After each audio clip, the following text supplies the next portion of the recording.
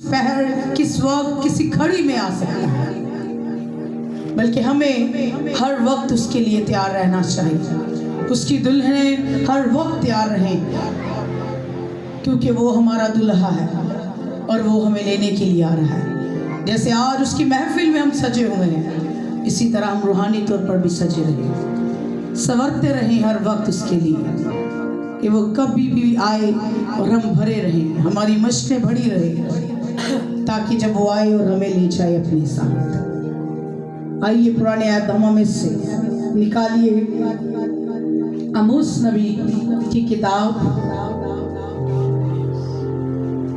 उसका 8 बाब और उसकी 11 और 12 आयत पढ़ेंगे।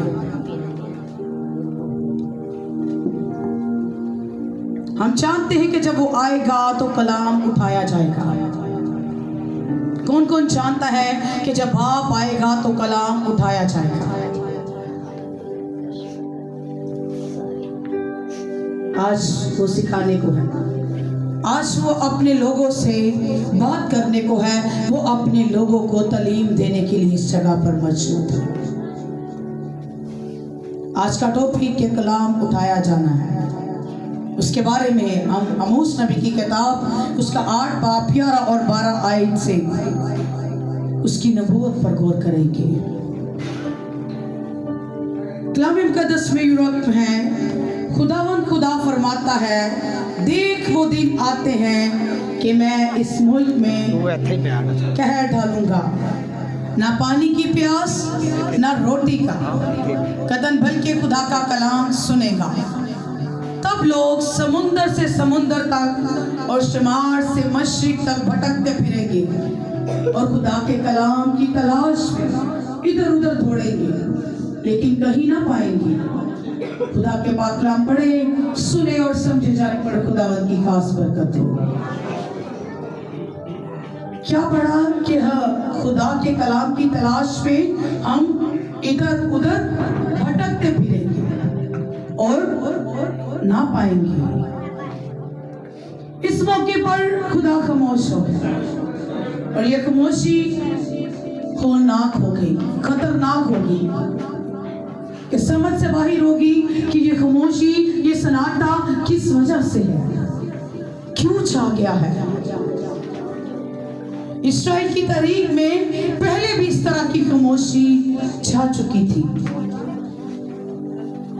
कि गजा और सैमुएल के दरमियान अरसे में नबियों को खुदा की तरफ से जो कलाम मिला, वो यहूदा से लेकर लोगों की शरीयत को भुला दिया और शरीयत की ये किताब उनसे गुम हो गई।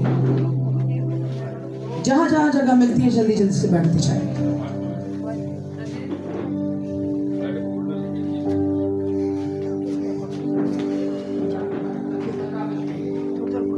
आमोस नबी की ये रोया चौथी रोया थी, जो दुनिया को बताने वाली थी कि आने वाले इन मुसीबतों से इस वक्त से बच जाए। अपने आप को तैयार कर लीजिए। आमोस के दौर के इस्राएल ने नसीरों और नबियों को खामोश करा दिया कि सज़ा के बाद वो कलाम की भूख मिटाने के लिए मीलों सफर करेंगे, लेकिन वो उन्हें कहीं ना पाएंगे।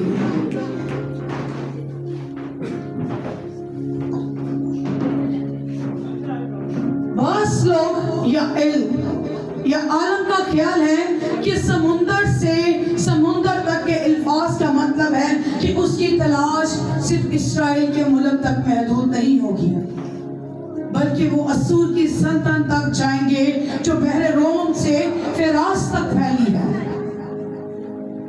खुदा के लोगों की कोई भी नस्ल जब उसके कलाम को भूल जाती और उससे नजरअंदाज करती और उसकी बजाय दूसरे महबूदों चीजों और की परस्तिश करते, उनको पूछते, तो खुदा उनसे नाराज होता और ये बदअखलाकी बेइंसाफी हो जाती। जब शरीयत की किताब गुम हो चुकी तो लोग परेशान हो चुके थे कि हम कहाँ से सीखेंगे, हम कहाँ से पढ़ेंगे, सुनेंगे, उन हकाम को, उन हुक्मों को किस तरह अपनी जिंदगी में लाएंगे। इसीलिए वो शरीयत की किताब के गुम होने से परेशान थे और मीलों मीलों सफर करते रहे, भटकते रहे, लेकिन वो उनको कहीं भी ना मिली, क्योंकि उस वक्त शायद उनको कदर नहीं थी, उनको इस किताब की अहमियत का नहीं था पता। जिस तरह आज हम लोगों को इस कलाम की कदर को नहीं जानते, इसकी अहमियत को नहीं जानते, इसके लिखे हुए अल्फाजों पर गौर नहीं करते कि वो हमसे क्या बात करने को है, वो हमसे क्या बोलने को है। हम अपनी जिंदगी में खो गए हैं। कलाम घरों में बंद पड़ा हुआ है, छुपा कर रख दिया गया है ताकि उसकी रोशनी हम पर ना पड़े, ताकि उसके खोलने से हम बदलना चाहें, हमारी जिंदगी खुदा की तरफ नामजद ना हो जाए। लोग इस कदर नढाल हैं, बेटे बेटियां कोई कितने ही खूबसूरत और नौजवान क्यों ना हो, जबकि उनके अंदर कलाम की प्यास ही नहीं तो वो नढाल है, उनकी खूबसूरती कोई काम नहीं करती, उनका यहाँ पर रहना बेलायका है, बेमकसद है। क्योंकि जब कलाम उठाया जाएगा तो फिर उनके दिल पिघल जाएंगे, उनकी सोचें खुदा की तरफ आ जाएंगी, उनको पता चलेगा कि ये वक्त आ चुका है कि अब हम कहाँ जाएं। आज कलाम को नजरअंदाज करते हैं और वो वक्त बहुत बुरा होगा हमारे लिए जब वो आएगा। हम कलाम को सुनकर अनसुना करते हैं, अमल नहीं करते, उसको सुनकर उसकी बातों को, उसकी नबूवत को जानते हुए अपनी पीठ के पीछे फेंक देते हैं। कहते हैं कि क्या दिया ना कोई गल नहीं, जो वक्त होएगा तो पूरी हुई है, जो वक्त होएगा तो साढ़े ज़हन में बदलेगा, जो वक्त होएगा तो साढ़े जिंदगी और वो आगाही कर रहा है, वो बोल रहा है, वो अपने खातमों के जरिए बात कर रहा है, वो कलाम के जरिए बात कर रहा है, ताकि हम अपनी सोचों को उस खुदा की तरफ ले आए, अपनी जिंदगी को प्रॉपरली अपने खुदा के ताबिया कर दें। लेकिन हम सुनकर अनसुना करते, सुनकर अपनी पीठ के पीछे उसकी बातों को, उसके कलाम को फेंक देते हैं, जैसे ये इस कलाम नहीं कोई फसूल बात है। सारी अलग अलग एंगल चर्चिस में जाते हैं, कलाम वहीं पर छोड़ आते हैं, कलाम की बातें वहीं पर रखाते हैं।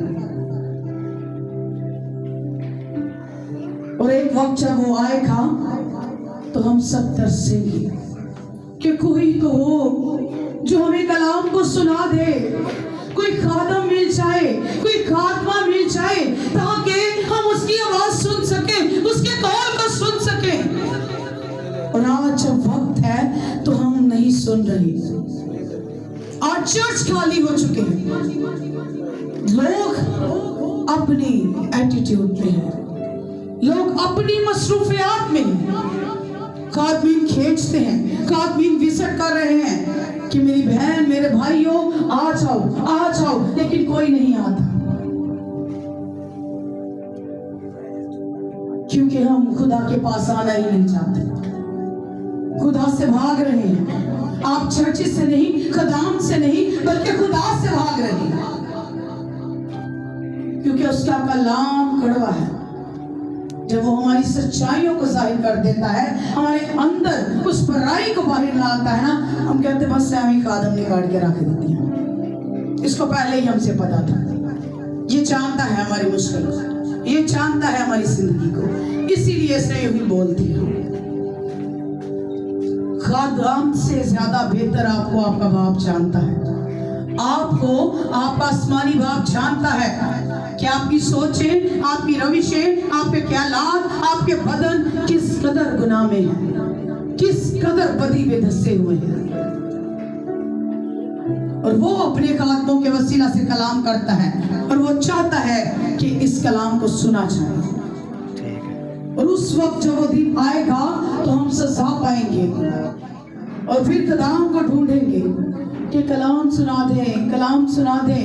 फिर हमें कहने की जरूरत नहीं पड़ेगी कि चर्च में आए, चर्च खुद ब खुद भर जाएंगे।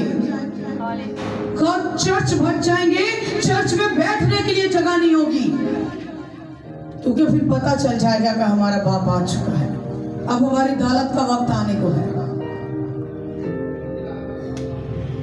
और वो अदालत करने के लिए आएगा। तब मुआशरे के हालात बदल जाएंगे, महफिलों की बजाय जनाजे होंगे, खुशी और शादमानी के बजाय नोहा होंगे, टाट ओढ़ लिए जाएंगे जैसे किसी मर्द के मातम के लिए रोते हैं। इस तरह रोना पीटना होगा। अब तो आंसू नहीं निकलते, तब यूं ही बहते जाएंगे।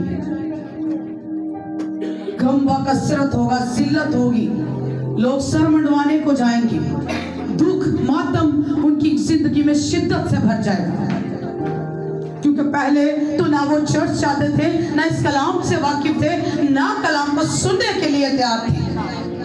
अच्छा आएगा तो फिर तरसेंगे लोग, फिर कहेंगे कि हमें सुना दीजिए, हमें भी कोई वर्ड्स आ जाए, हमारे अंदर भी कोई कलाम हो, ताकि हम भी किसी कलाम की बात को शेयर कर सके। अदालत सबकी होनी है, सबकी होनी है, रास्तबाजों की, ना रास्तबाजों की, जो भटके हुए हैं, जो तौबा करके गुम हो चुके हैं, खो चुके हैं, उस जहां में, उस अबलीस में चले चुके हैं। सबसे पूछा जाएगा। और आज जबकि वक्त है कि हम कलाम को सुने, हम उस पर अमल करें, खुदा की आवाज को गौर से सुने, अमल करें, उसके हुक्मों पर चले, तो आज हमारे पास वक्त नहीं। आज हमारे पास वक्त नहीं कि हम चर्च करें, आज हमारे पास वक्त नहीं कि हम किसी इबादत में बैठ जाएं। आज खुदा से इम्पोर्टेंट और बातें हैं, खुदा से इम्पोर्टेंट और काम है। कोशिश किया करें कि जहां पर भी उसकी महफिल से जिया जाया करे। वो हर जगह बोलता है, वो किसी भी इंसान में से होकर काम कर सकता है। जिसको आप रद्द करते हैं वो उसको चुन लेता है और अपने कलाम को थमा देता है, अपने मुंह की बातें और तशरीह उससे बयान करवाता है। उसको कहता है कि जा बता अब मेरे बेटे को, मेरी बेटी को, इन बच्चों को बता कि मैं जल्द आने वाला हूँ और हर एक के काम के मुआफिक उनको बदला दूंगा, हर एक के काम के मुआफिक उनको अजर दूंगा। आइए मेरे साथ ईसाया की किताब को खोलेंगे, 13 बाब, देखेंगे कि जब वो आएगा तो क्या क्या होगा।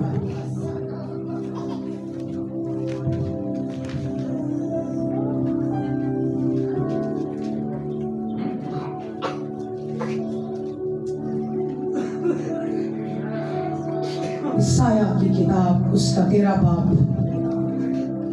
फर्स्ट वर्स में लिखा कि नबूवत जो ईसाया बिन आमोस ने रोया में पाया कि खुदा किस तरह रोया में अपने लोगों को, अपने खातमों को, अपने नबियों को, शागिर्दों को, रसूलों को बता देता है कि जब मैं आऊंगा तो क्या क्या होगा।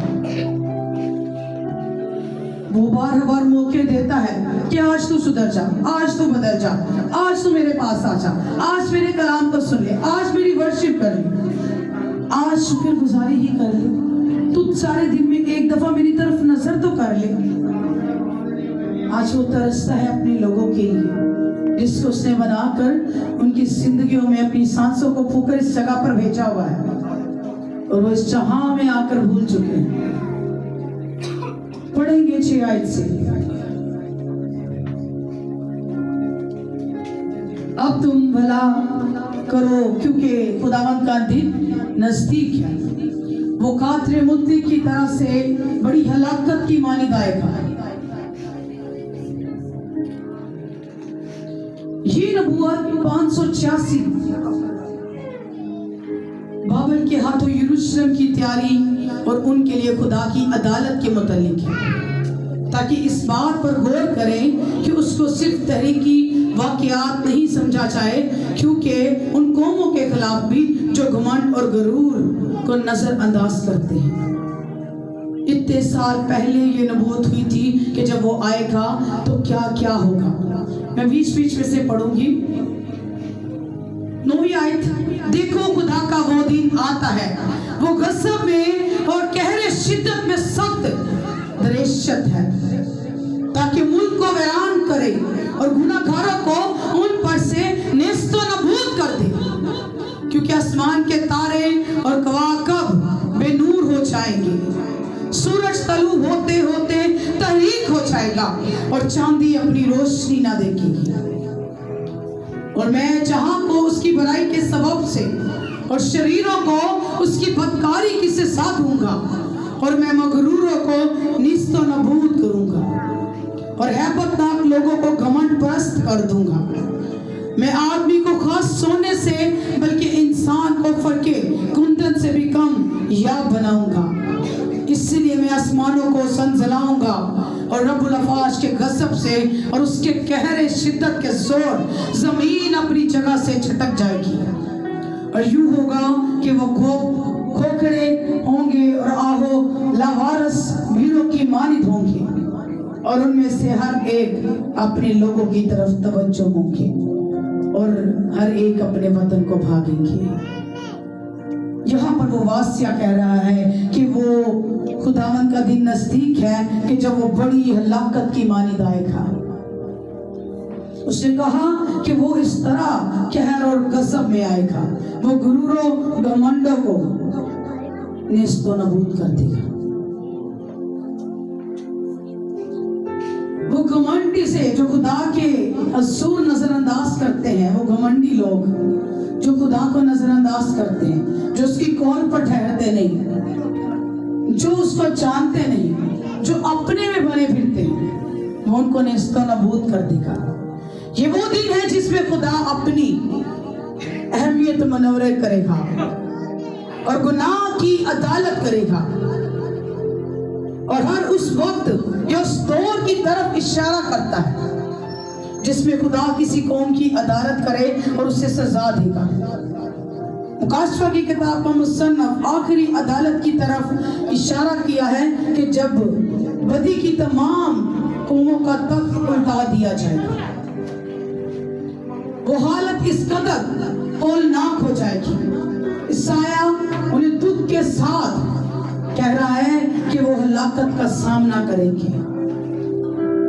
आज भी मैं अफसोस से कहना चाहती हूँ कि मैं कई चेहरों को देख रही हूँ कि उनको खुदा की हजूरी में बैठने का पता नहीं।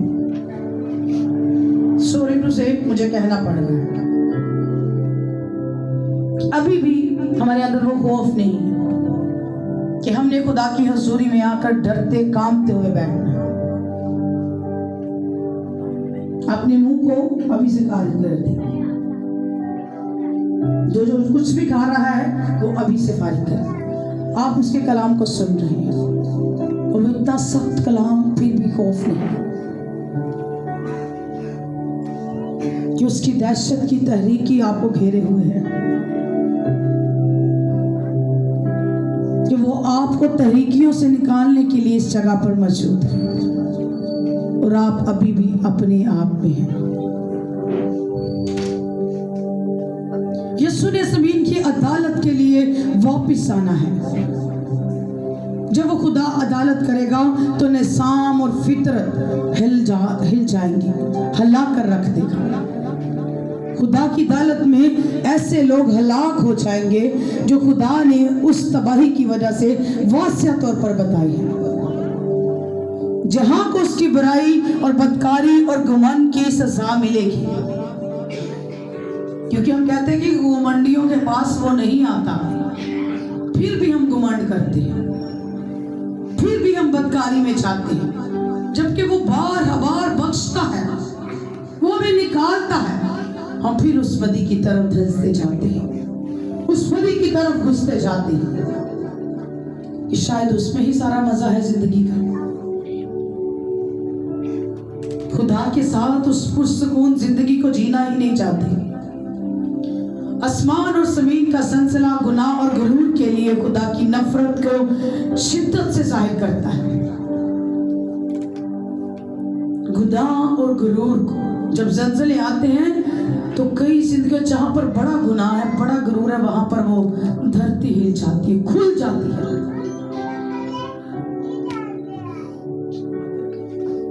क्योंकि वहां पर उसको पता है कि यहाँ पर बदी है। और हम क्या कहते हैं, वो फला शहर होया सी, उस मुल्क को ऐसे तदरी ना होया। इस तरह क्या है कि उस बात को रद्द कर देते हैं, उस बात को नजरअंदाज कर देते हैं, खत्म कर देते हैं, उस बात को बेगोरी कर देते हैं। वो नफरत करता है और वो शिद्दत से जाहिर होगा हमारी जिंदगी में। और जिसकी वजह से लोग अपने आप को खुदा से बड़ा बनाते और दूसरों को नुकसान पहुंचाते हैं। कुछ लोगों की जिंदगियों में इसी तरह है कि वो खुदा की बात को पीछे और अपनी बातों को आगे रखते हैं और कई काम तो खुदा से भी पहले करना चाहते हैं, क्योंकि वो खुदा में अपने आप को बड़ा चाहते हैं, वो खुदा को छोटा बनाते हैं। वो सोच रहे होते हैं कि हम बड़े हैं, हम खुदा की बातों से, कामों से 2 कदम आगे ही होते हैं। अभी वो उस वक्त को, उस घड़ी को लेकर नहीं आता और हम पहले ही भाग रहे होते हैं उसकी तरफ, क्योंकि हम ज्यादा फास्ट हैं, हम ज्यादा बढ़ गए। लेकिन उसका कलाम बयान करता है कि जो अपने आप को बड़ा बनाएगा मैं उसको छोटा कर दूंगा, और जो छोटा बनाएगा मैं उसको बढ़ाऊंगा, ताकि लोग जाने, लोग पहचाने उसको कि वो किस कदर जिंदगियों में काम करता है। और उस वक्त अगर हम आगे पढ़े तो लिखा है कि औरतों की इज्जतों को खराब किया जाएगा और बच्चों पर तरस ना होगा। मेरा ख्याल है कि पढ़ देना चाहिए।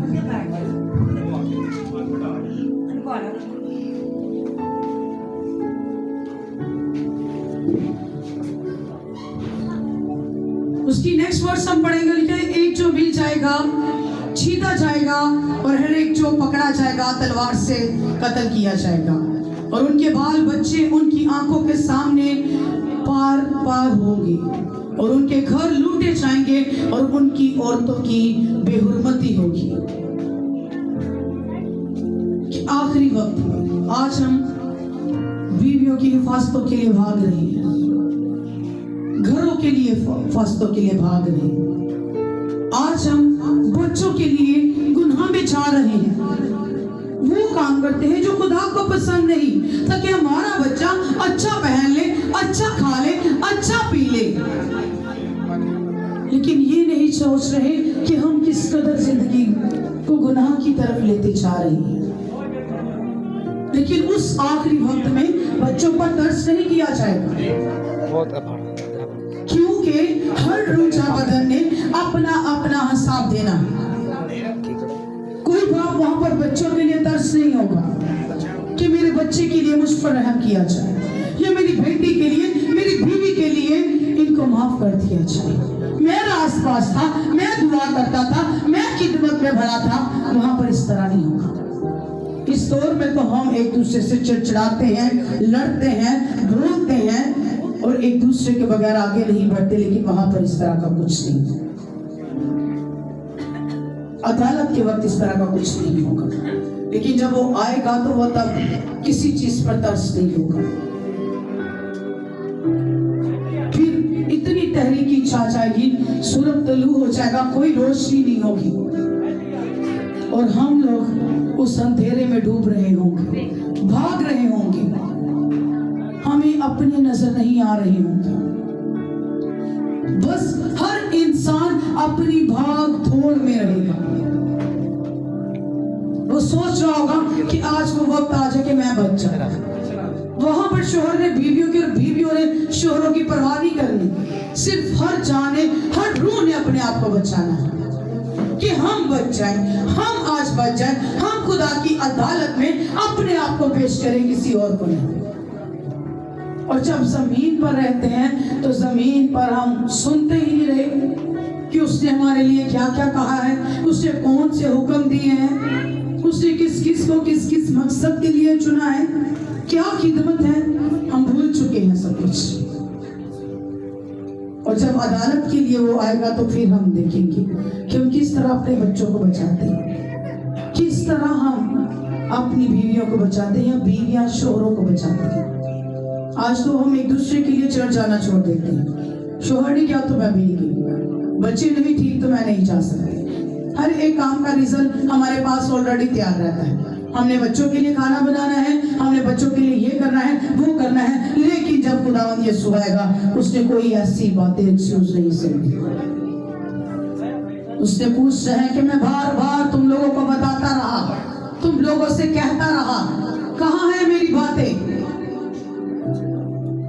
जो अच्छी बातें हैं, जो फायदेमंद की है, जो बड़ी मीठी मीठी लगती हैं, जिसे आप कहते हैं कि उसका कलाम शहद से भी मीठा है, वो हम ऑब्जर्व कर लेते हैं। कि खुदा ने बड़ी अच्छी गल कही है कि मैं तेनों इंज कर दांगा, मैं तेनों बाढ़ ले जाऊंगा, मैं तेनों सरफराज करांगा। तो किस तरह सरफराजी होगी, इस तरीके को अडॉप्ट करेगा। किस तरह जाएंगे, किस तरह बढ़ेंगे रूहानी तौर पर, उस तरीके को अडॉप्ट करें। अगर उसने आज बात कह दी, और ये देखिए कि ये नबूतें कितने हजारों साल पहले खुदा ने अपने नबी और रसूलों पर जाहिर की और उन्होंने कलाम में बयान की। वो वक्त बहुत, इतना मेरा ख्याल नहीं था कि इतना बुरा होगा जितना आज का वक्त बुरा है। आज खौफ छा चुका है, किसी रिश्ते की कदर नहीं, गाली गलौज और कसरत, बदकारी, ज़नाकारी कसरत से बढ़ चुकी है इस दौर में, इस मुआशरे में। हर एक अपने आप को सिर्फ इस चीज के लिए बचा रहा है, मेरी बेटी, मेरी फैमिली, मेरा घराना इस चीजों से बच जाए, हम महफूज हो जाए। मैंने पहले भी कहा, हिफाजत और निगहबानी करने वाला वो ऊपर है। जब वो शहर की हिफाजत नहीं करेगा, मुल्क की नहीं करेगा, तो हमारा जागना बस है। हम जाग कर भी कुछ नहीं कर सकते, क्योंकि हमने अपनी जिंदगियों को उसके ताबिया नहीं किया। हमने अपनी जिंदगी का इख्तियार अपने बाप को नहीं दिया, तो फिर वो किस तरह महफूज करेगा, वो किस तरह हमें बढ़ाएगा। वो वक्त आ पहुंचा है और वो जल्द आने वाला है कि वो हर रूह चा बदन की अदालत के लिए मौजूद होने को है। मेरे अजीजों, आज वक्त है, कदम के साथ कोऑपरेट करें, चर्च के साथ कोऑपरेट करें, कलाम में बढ़े, उसकी खिदमत में बढ़े। अगर उसने आपको बुलाया है, अपनी हथेली, आपकी हथेली को उसने अपनी शक्लो छवि पर बनाया है, तो फिर प्लीज गौर कीजिए, गौर कीजिए अपने बाप की बातों पर। हम पेरेंट्स हैं, जब हमारे बच्चे बात नहीं सुनते हमें गुस्सा आता है, तो क्या आसमानी बाप को गुस्सा नहीं आता? आता है उसको भी गुस्सा, क्योंकि हम उसकी बातों को रद्द कर रहे होते हैं। वो हमें बार बार मौका देता है और हम इस जमीन पर, इस गुनाह-आलूदा जमीन पर रहते हुए कभी किसी को मौका नहीं देते, जल्दी माफ नहीं करते, अपने अंदर से क्रोध को निकालते नहीं, उस नफरत को निकालते नहीं। और हम जिस तरह गंदी बदी में भी रहे, वो हमारा बाप हमें धोकर पाकर साफ कर देता है, वो फिर हमें अपने गले से लगा देता है, वो फिर हमें कुव्वत देता है, जोर देता है, ताकत देता है, ताकि मेरे लोग बढ़े मेरे नाम से। कलाम पर गौर कीजिए। अगर आप बचना चाहते हैं, अगर आप बढ़ना चाहते हैं, तो उसके कलाम पर गौर कीजिए। वो नई आयत में भी अगर मुकद्दस मत्ती रसूल की अंजील में देखें, तो वहां पर भी वो कहता है,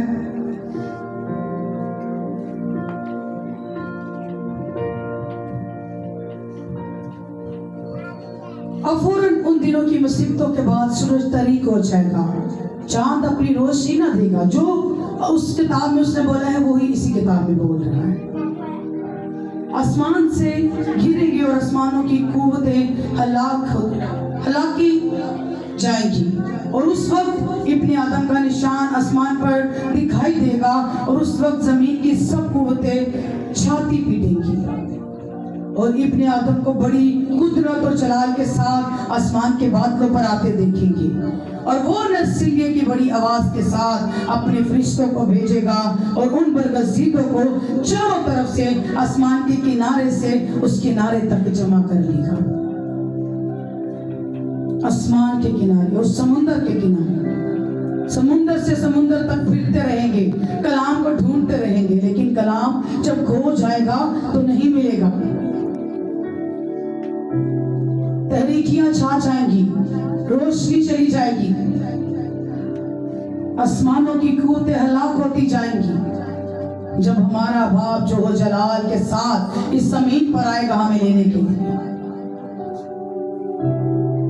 इस गजब से बच जाएगी। उस बड़े नरसिंगे की आवाज के साथ वो अपने फरिश्तों के साथ इस जमीन पर आएगा। और जाएंगे कौन? जो रास्तबाज है, जो डरते हुए कांपते हुए उसकी हसूरी में रहते हैं, जो उसके हुक्मों पर चलते हैं, जो उसके कहने के मुताबिक अपनी जिंदगी को बसर करते हैं, जो उसकी आवाजों को सुनते हैं, जो गैर मबूदों के पीछे नहीं भागते, जो औरों की प्रस्तिश नहीं करते, सिर्फ अपने जिंदा खुदा की। वो किसी भी सूरत को पूछते ना हो, किसी भी सीरत या सूरत को, चाहे वो आसमान के ऊपर हो या जमीन के नीचे हो।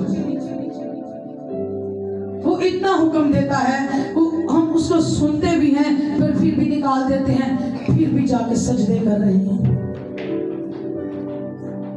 फिर भी वो काम कर रहे हैं जो बाइबल मुकद्दस से हटकर है, क्योंकि हम खुद ही उस्ताद बन गए हैं।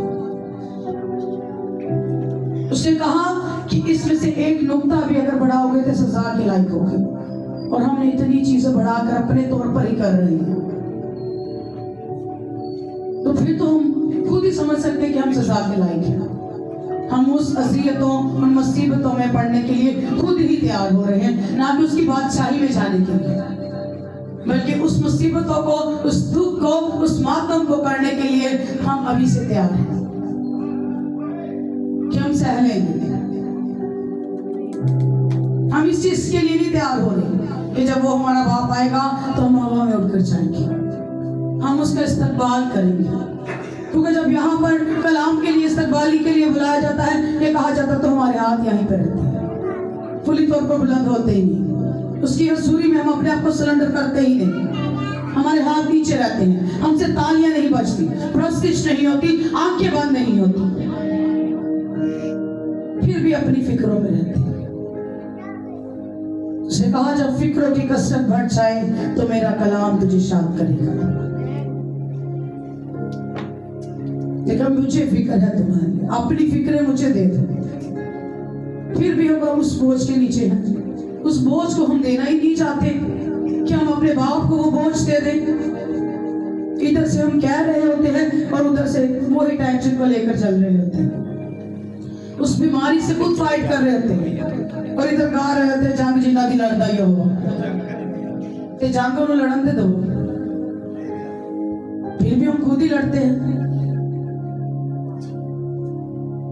मैं अपनी गवाही देती हूँ, मैं खुद परेशान हूँ, मैं बीमार हूँ, और मुझे पता है कि ये बीमारी नहीं है, सिर्फ उस इब्लीस की मकारी है जो मेरे साथ वो करता है, ताकि मैं खुदा की खिदमत में पीछे रख सकूं, उसे कलाम को बयान ना कर सकूं। जब अभी यहाँ पर वर्शिप हो रही थी तो खुदा ने मुझे बड़ा जोर दिया, घुटनों के बल होकर बुलंद आवाज से अपने बाप से मांग रही थी जोर, और मैंने उस बीमारियों को डांट रही थी कि ये मेरे बदन में ना आए, मेरे बदन में हमेशा तेरी हसूरी रहे, तेरा मस्सा रहे, तेरी कुव्वत रहे, तेरा जोर रहे, ताकि मैं अकाबों की मानी दस्ते नौजवान हूँ और उड़ती फिरूं तेरी खिदमत के लिए, तेरे लोगों के लिए। लोग बेशक भागते रहे, लेकिन जो काम, जो जिम्मेदारी मेरे बाप ने मुझे दी है, उससे मैं कभी भी न भागूं। चाहे मैं बीमार हूं, परेशान हूं, किसी भी हालत में, ये कलाम मुझे सोर देता है, ये कलाम मुझे तसल्ली देता है, मेरी ताकत बनता है। वो हर वक्त उसका कलाम, उसकी वर्सेस, उसकी आवाज मुझे जोरावर बनाती है, ताकि मैं दलेरी के साथ कलाम को बयान कर सकूं।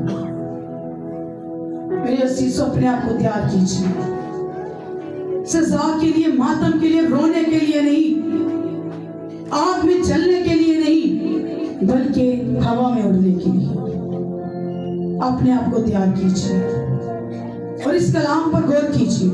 वो जल्द आने वाला है अदालत के लिए। वो लोग बचेंगे जो ईमानदारी, ताबेदारी के साथ चलते हैं, जो उसकी आवाज को सुनकर अमल कर लेते हैं, अपना चुनाव, अपना ध्यान, अपना ज्ञान, अपना इख्तियार अपने बाप को दे देते हैं। आज आपके पास वक्त है। वाजपेयी हर जान बदन से बात की है उसने, तो हमें गौर करने की जरूरत है।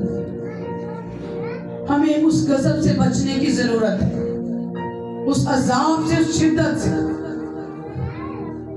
जिस पर हमारे बच्चों पर भी तरस नहीं किया जाएगा, बीवियों पर भी, किसी चीज पर भी। तो हर एक को चाहिए, बीवी को चाहिए अपने शोहर का सपोर्ट बने और खुदा के लिए खड़ा हो। शोहर को भी चाहिए कि वो भी खड़े हो। मियाँ बीवी मिलकर खिदमत के लिए आगे बढ़े, अपने बच्चों के लिए प्रेयर करें। जिस तरह खाने की फिक्र रखते हैं, उसी तरह उस कलाम को नोश करने की भी फिक्र रखें कि इन बच्चों को ये भी गज़ा की जरूरत है, इस खुराक की भी जरूरत है, ताकि वो कलाम को पढ़ सके। जब वो पढ़ेंगे, सीखेंगे, तो फिर ही उसकी कुदरत को जानेंगे। आमीन।